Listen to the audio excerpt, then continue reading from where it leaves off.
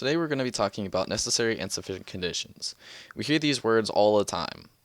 Earning a total of a 95% in the critical thinking class is a sufficient condition for earning a final grade of an A.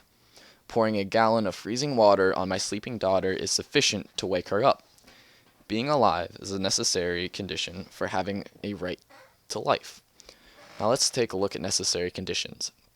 If we say that X is a necessary condition for Y, we mean that if we don't have X, then we won't have Y. Or putting it differently, without X, you don't have Y. To say that X is a necessary condition for Y does not mean that X guarantees Y.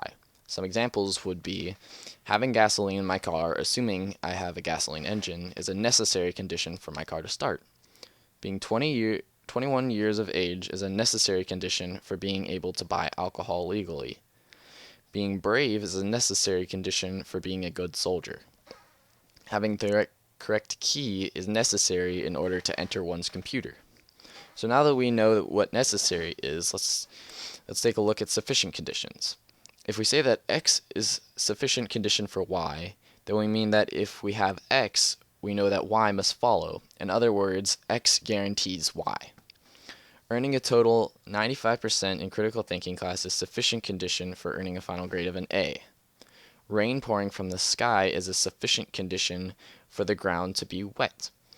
Loyalty is not sufficient for honesty because one might have to lie in order to protect the person one is loyal to. Loving someone is not sufficient for being loved. A person who loves someone might not be loved by anyone, perhaps because she is a very nasty person. Now we have an understanding of sufficient. Let's take a look at necessary and sufficient conditions.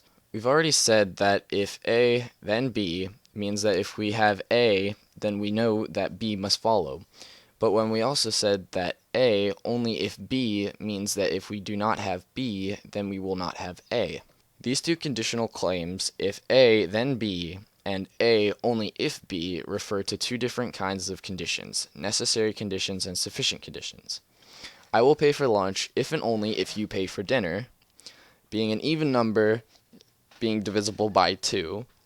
Since having a microscope is necessary for seeing viruses, then seeing viruses guarantees that one has a microscope.